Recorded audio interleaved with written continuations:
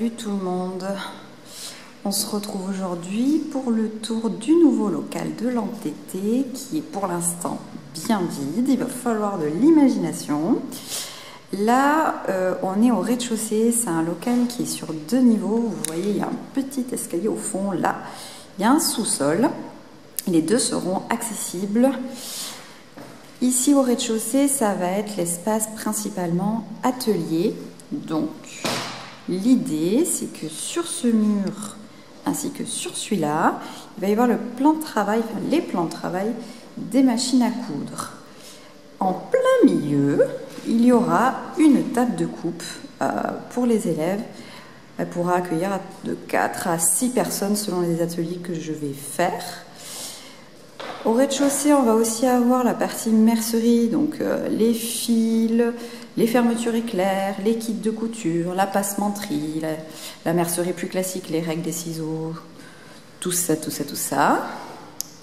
Ici, sur cette vitrine-là, j'ai trouvé une peintre sur Toulouse qui fait les peintures sur les vitrines. C'est son travail, c'est absolument magnifique ce qu'elle fait. Donc là, la prochaine étape, c'est de faire traiter la vitrine avec des films anti-UV pour éviter que les tissus, la passementerie, etc., les fils ne décolorent.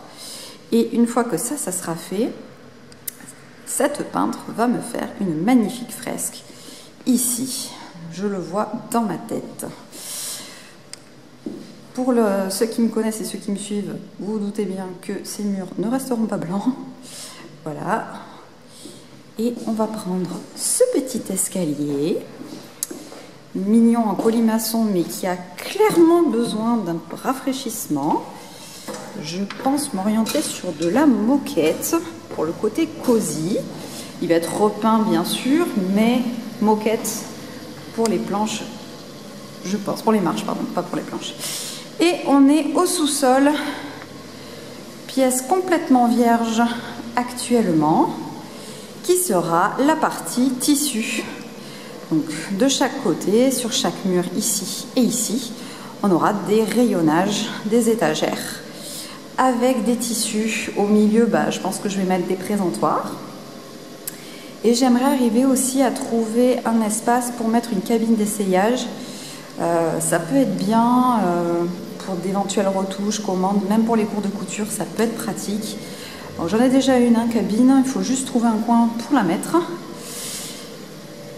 Et ici, clairement, ça sera le coin à bordel. Il y en a toujours un, il en faut un, c'est obligatoire. Pour mettre les archives, pour mettre le stock, pour mettre, je sais pas moi, le frigo, le micro-ondes, ce genre de choses. Pas glamour, mais nécessaire.